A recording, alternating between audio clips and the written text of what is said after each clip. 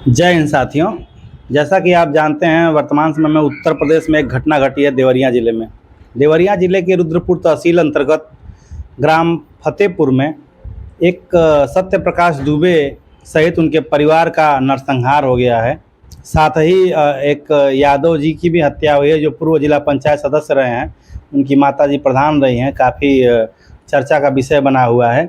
उसी संबंध में आज हम लोग बात करेंगे उत्तर प्रदेश मानवाधिकार के संरक्षक श्री विजय शंकर दुबे जी से, विजय शंकर मिश्रा जी से। आपका यूपी टॉप न्यूज़ चैनल में हार्दिक स्वागत है। हाँ, आपका भी स्वागत है। मैं आपसे ये जानना चाहूँगा, आप लोग मानवाधिकार का काम करते हैं, देखते हैं, जिस तरीके से उत्तर प्रदेश में ये जघन्य अपराध हुआ है, इस बारे में आपकी प्रथम प्रतिक्रिया क्या होगी?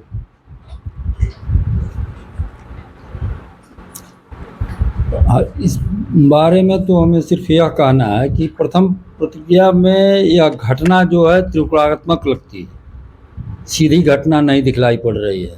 इस घटना की सीबीसीआईडी जांच करा करके तभी सही तथ्य सामने आएगा।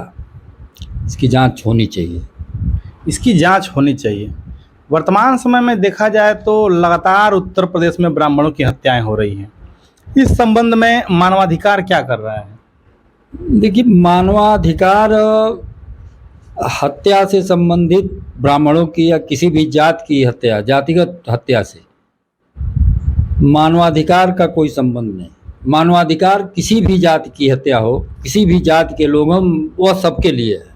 मानवाधिकार सबके लिए समान रूप से है, समान रूप से उनको न्याय दिलाने का काम करता है।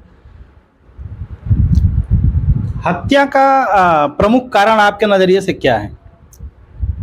हत्या का कारण जमीन का जो विवाद दिखलाया जा रहा है, लेकिन पंडित जी की जो हैसियत दिखलाई पड़ रही है, उनके घर की दशा, जर्जर मकान, उनके इस हत्या का कारण में यह समझ में नहीं आ रहा है कि यह उन लोगों के द्वारा किया गया हत्या होगी, क्योंकि उनकी औकात नहीं है हत्या करने की। परिस्थिति चाहे जो भी हो। तमाम सारे राजनेताओं के बयान आ रहे हैं, तमाम लोग अपने अपने तरीके से तथ्य पेश कर रहे हैं। इस हत्या में तमाम राजनीति भी शुरू हो गई है, लेकिन वर्तमान परिप्रेक्ष्य में देखा जाए तो तमाम सारे लोग वहां पहुंच रहे हैं, तमाम सारी मीडिया कवरेज कर रही है, लेकिन अभी तक उस परिवार को न्याय नहीं मिला। मीडिया अपना प्रयास कर रही है, नेता अपना प्रयास कर रहे हैं, गिरफ्तारी भी हुई है, लेकिन इस सरकार में जो भी तमाम हत्याएं तमाम जगह ब्राह्मणों की हुई है, न्याय तो नहीं मिला है। और कारण भी है कि ब्राह्मण अपने चारों तरफ से हर जगह से बटा हुआ है।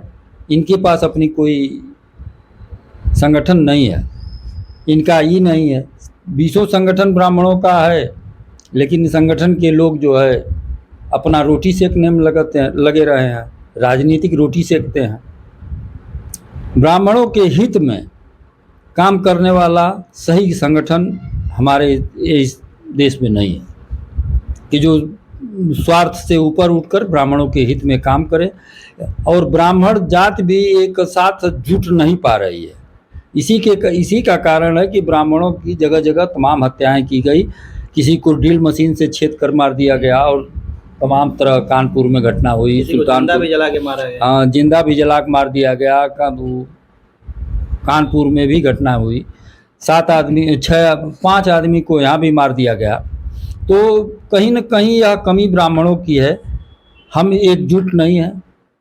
हमारे जो नेता हैं, अपने को ब्राह्मण समाज का अगुवा मानते हैं, नेता हैं, वह कहीं न कहीं अपने राजनीतिक स्वार्थ में बटे हुए हैं। हमारे और आपको, समाज को बेवकूफ़ बना के अपने पीछे घुमा के अपना राजनीतिक उल्लू सीधा करते हैं। इसी का कारण है कि हम एकजुट नहीं हैं, इसीलिए मारे जा रहे हैं। पूर्व जिला पंचायत सदस्य यादव जी की भी हत्या हुई है। आखिर उनकी हत्या के बाद ही सारे लोग एकजुट होकर के उस हत्याकांड को अंजाम दिए हैं। तो यादव जी की हत्या आखिर कैसे हो गई? आखिर वो भी तो उनका भी तो अधिकार है, उनकी भी सुरक्षा होनी चाहिए थी। देखिए, हम अपने दिमाग से कह रहे हैं कि यादव जी से और पंडित जी से अगर जमीनी विवाद की दुश्मनी थी तो यादव जी पंडित जी के घर कैसे गए? जाना ही नहीं चाहिए। अगर उनको कुछ वार्ता करनी है तो किसी दूसरे तीसरे थर्ड पर्सन को कहाँ बुला के वार्ता करते। और पंडित जी की जो हैसियत है वह यादव जी से टकराने की नहीं है। यादव जी भूमाफिया थे, तमाम जमीनों को पर उन्होंने कब्जा किया है। ग्राम सभा की ज़मीन, ग्राम पंचायत की और विद्यालय की ज़मीन, सारी ज़मीनों को कब्जा कर लिया। वो माफिया, भूमाफिया आदमी से पंडित जी के टकराने की कोई हैसियत नहीं है। तमाम सारे राजनीतिक दल आरोप प्रत्यारोप लगा रहे हैं। समाजवादी पार्टी के भी कुछ लोगों ने आज ज्ञापन दिया है कि इस दोनों पक्षों की जो हत्याएं हुई हैं उसकी न्यायिक जांच होनी चाहिए, लेकिन निष्कर्ष निकल नहीं पा रहा है। सारा विवाद ज़मीन से जुड़ा हुआ है। पंडित जी के एक भाई थे, भाई मंदबुद्धि थे। 8 बीघे ज़मीन उनकी बैनामा करा ली गई यादव जी के द्वारा। उनके घर में भी आधे हिस्से की बात आ रही थी कि उनके घर के भी आधे हिस्से को वो यादव जी चाहते थे, जबकि उनका घर किसी दूसरे मोहल्ले में था। तो जहाँ तक ये देखा जाए तो ये ज़मीनी विवाद में ये खूनी संघर्ष हुआ है, तो ये संघर्ष की जांच होनी चाहिए कि नहीं होनी चाहिए? देखिए, इस खूनी संघर्ष के पीछे बहुत बड़ा कारण है। इसीलिए हमने पहले ही कहा है कि इस घटना की CBCID जांच होगी, तभी यह घटना समझ में आएगी। और मंदबुद्धि आदमी को अपने घर आप रख करके काम कराते थे, रखते थे, लिखवा लिया आपने इसमें ये भी मतलब तथ्य सामने आ रहे हैं कि पंडित जी यादव जी के घर रह करके गोबर फेंकते थे, उनके यहाँ सानी पानी करके गाय भैंस खिलाते थे, उनके यहाँ लोगों का काम करते थे। जबकि 8 बीघे क्या 12 बीघे ज़मीन के, शायद 8 या 10-12 बीघे की ज़मीन के खुद वो मालिक थे, उनकी ज़मीन को लिखवा लिया गया। उसी का मुकदमा इन दोनों पक्षों में चल रहा था। तमाम सारे आरोप प्रत्यारोप हैं, लेकिन कहीं ना कहीं ये देखा जाए तो आपको नहीं लगता कि ये विस्तारवादी नीति इस खूनी संघर्ष का कारण रही होगी? देखिए, अब यादव जी की विस्तारवादी नीति, दबंग आदमी, माफिया, अपनी दबंगई से उनकी ज़मीन को हथियाने के लिए ये सारी योजना बनाई गई और सब कुछ उन्होंने किया। पंडित जी के भाई मंदबुद्धि थे और मंदबुद्धि आदमी, कानूनन मंदबुद्धि आदमी का या पागल का ज़मीन जायदाद घर द्वार बैनामा हो ही नहीं सकता है। उसको बैनामा कराना ही अवैध है या कानूनी प्रक्रिया है। लेकिन जिसकी लाठी उसकी भैंस, यादव जी की लाठी है, यादवों का एरिया है। उत्तर प्रदेश मानवाधिकार के प्रदेश सचिव दुर्गेश महासचिव दीपक पांडे जी भी हमारे साथ मौजूद हैं। हम उनसे जानेंगे इस बारे में। इस घटना को लेकर प्रथम प्रतिक्रिया आपकी क्या है? देखिए, बहुत बहुत धन्यवाद पंकज जी। पहली बात तो मैं आपको एक कहना चाहूँगा कि मैं एक मानवाधिकार कार्यकर्ता की हैसियत से जो भी कहूँगा, एक मानवाधिकार कार्यकर्ता की हैसियत से कहूँगा। और मेरा मानना है कि इस तरह की घटनाओं में कोई राजनीति नहीं होनी चाहिए, क्योंकि दोनों पक्षों से हत्याएं हुई हैं। मुझे लगता है कि किसी तीसरे व्यक्ति ने, एक ऐसा व्यक्ति जिसका दोनों परिवारों से झगड़ा रहा होगा, और उसने एक तीर से 2 निशाना लगाने का काम किया है। क्योंकि जैसा कि अभी गुरुजी ने बताया है कि उस ब्राह्मण की हैसियत इतनी नहीं है कि वो उस यादव जी का, जिनकी हत्या हुई है, उनका मर्डर कर सके या उनका मुकाबला कर सके। दूसरी बात यह है कि अगर बाई चांस पंडित जी हत्या कर भी देते हैं तो क्या वो हत्या करने के बाद अपने घर में रुके रहेंगे, इंतज़ार करेंगे कि दूसरा कोई आवे और हम उससे निपटें या वो हमको निपटा दे? तो मेरा मानना यह है कि यहाँ पर एक साजिश किया गया है। एक ऐसा व्यक्ति या ऐसे लोग इस घटना में सम्मिलित हो सकते हैं जिनकी दोनों परिवारों से दुश्मनी रही होगी, और उन लोगों ने इस तरह की घटना को अंजाम दिया है यादव जी को मार करके। और मुझे लगता है कि पंडित जी के घर के पास फेंक दिया गया होगा। इस तरीके की बात मुझे समझ में आती है। ये बात तो तथ्य में सामने आया है कि पंडित जी के ही घर के आसपास यादव जी का शव मिला था, जी जो पूर्व जिला पंचायत सदस्य थे। लेकिन कहीं न कहीं सारे मीडिया चैनलों पर जो खबर चल रही है, जो तथ्य सामने आ रहे हैं, उसके अनुसार ये ज़मीनी विवाद में ही खूनी संघर्ष या नरसंहार हुआ है। जो लोग आवेग में आकर इस तरीके की घटना को अंजाम दिए, क्या उन लोगों के संवेदनहीनता मर चुकी थी? देखिए, इसमें जो लोग भी सम्मिलित रहे हैं उनका मुझे लगता है कि संवेदनाओं से कोई लेना देना नहीं रहा होगा, क्योंकि वो लोग बदला निकाल रहे होंगे, दोनों पक्षों से बदला ले रहे होंगे, पहली चीज़। दूसरी चीज़ ये है कि मैं मानता हूँ कि इस तरह की घटना हुई है, लेकिन मुझे एक चीज़ समझ में नहीं आता कि जिन लोगों ने शव को देखा, पहले गए देखे, तो क्या उन लोगों को ऑटोमेटिक ये समझ में आ गया कि ये दीन हालत में रहने वाला ब्राह्मण परिवार ही इनकी हत्या किया होगा? क्या उनके दिमाग में बात नहीं आ सकती थी कि भाई कोई दूसरा भी हो सकता है? क्योंकि किसी ने अभी मैं एक वीडियो देख रहा था, उसी गांव के एक बुजुर्ग की वीडियो है मेरे पास, मैं कहूँगा तो आपको दिखा दूंगा।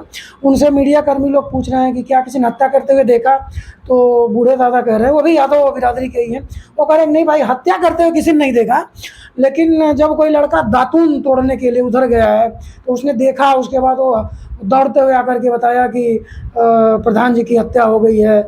और उसके बाद एक मतलब बहुत कम समय में सैकड़ों की संख्या में लोग वहाँ पे गए हैं, और सुनने में आया है कि धारदार हथियार लेकर के गए हैं, गोली बंदूक लेकर के गए हैं, डंडे, जिसको जो हथियार मिला लेकर के गए हैं, और बिना सोचे समझे लोग उस परिवार पर टूट पड़े हैं। तो ऐसे लोगों का संवेदनाओं से क्या लेना देना है, तो मेरे समझ में नहीं आता। लेकिन ऐसे लोगों को भी सोचना चाहिए था कि आखिरकार अगर इनकी हत्या हुई है, अगर किसी ने हत्या करते हुए देखा नहीं है, तो कम से कम वो लोग पुलिस को सूचना दे सकते थे और उसके बाद कानूनी प्रक्रिया में जा सकते थे, मेरा मानना ये है।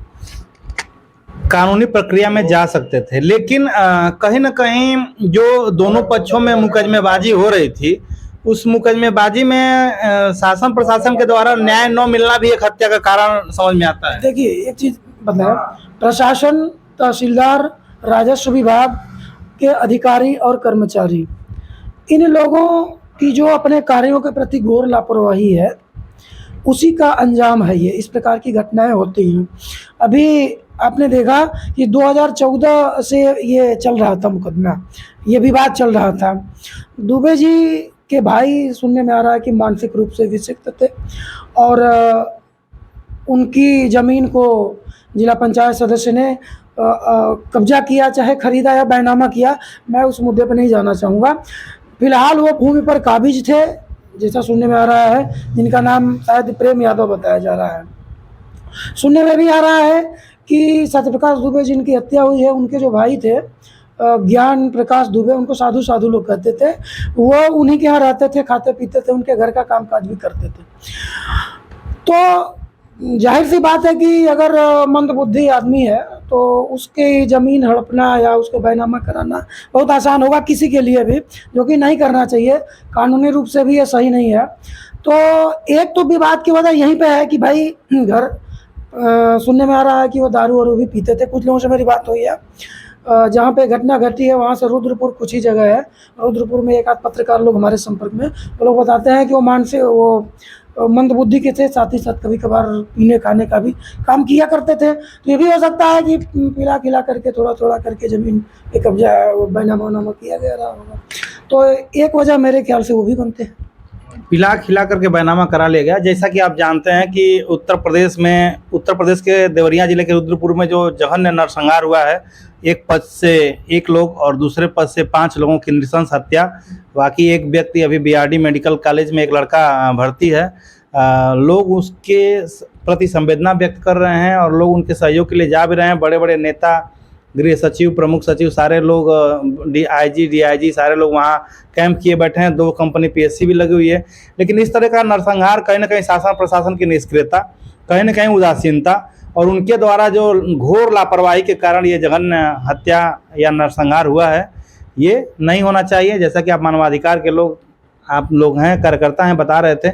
मैं एक चीज़, अंतिम सवाल आपसे जानना है, मानवाधिकार इसमें क्या करेगा? देखिए मानवाधिकार इसमें बहुत कुछ करेगा। अभी हम लोग वेट एंड वॉच की स्थिति में लगे हुए हैं। हमारी राष्ट्रीय अध्यक्ष जी से बात हुई है, उन्होंने कहा है कि भाई हम लोग देखेंगे कि इसमें सरकारी तंत्र क्या कर रहा है, पुलिस प्रशासन क्या कर रहा है। अगर हम लोगों को लगेगा कि नहीं पुलिस और प्रशासन अपना काम अच्छे तरीके से कर रहा है और जो भी दोषी हो, मैं किसी एक व्यक्ति या एक जाति विशेष के बारे में नहीं कहूँगा कि यही लोग दोषी हैं, अन्य लोग भी दोषी हो सकते हैं। एक मार्के की चीज़ आपको बताता हूँ, मेरे पास FIR की कॉपी भी आई हुई है। जैसा कि जिनका मर्डर हुआ है, क्या नाम है उनका, नहीं, सत्यप्रकाश दुबे जी, उनकी बड़ी जो बेटी हैं, इन्होंने थाने में जाकर के रुद्रपुर थाने में FIR दर्ज कराया हुआ है। उसकी कापी मेरे पास पड़ी हुई है। उसमें उन्होंने 5-6 ब्राह्मण लोगों का भी नाम दिया है। उसमें कुछ तिवारी जी हैं, कुछ दुबे जी हैं, तो नाम दिया है, तो कुछ तो रहा होगा। तो मेरा मानना यह है कि किसी एक जाति या किसी एक वर्ग के ऊपर ये नहीं साबित होता है कि फलाने लोगों ने ही कत्ल किया होगा या ब्राह्मणों ने यादवों को मार दिया, चाहे केवल यादवों ने ब्राह्मणों को मार दिया। तो उसमें कुछ पंडित जी लोग भी इन्वॉल्व हैं, ऐसा उस FIR में लिखा हुआ है। जो धाराएं लगी हुई हैं उसकी भी कॉपी मुझको मिली हुई है। मृतक यादव जी की पत्नी ने कहा भी है कि वहाँ के एक पंडित जी जो तिवारी जी थे, उनके यहाँ यादव जी का आना जाना था। हाँ जी, सही है। तो मुझे लगता है कि मुझे प्रशासन और सरकार पे पूरा भरोसा है।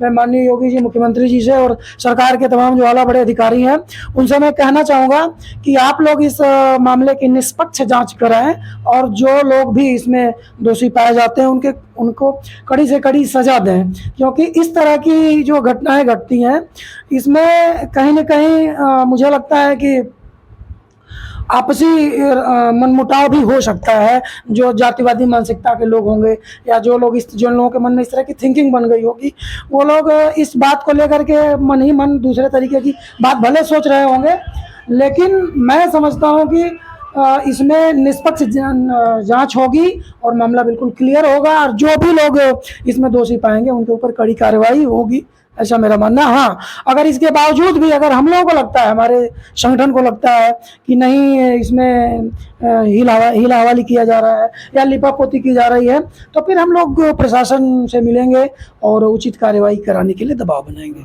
जैसा कि आप देख रहे थे, आप मानवाधिकार संगठन के लोग थे और इन लोगों ने तमाम सारी बातें की और CBCID जांच की भी मांग की इस मामले की, कि इस मामले की निष्पक्ष जांच हो और जो दोषी हो उसे कड़ी से कड़ी सजा दी जाए ताकि सभी लोगों को न्याय मिल सके।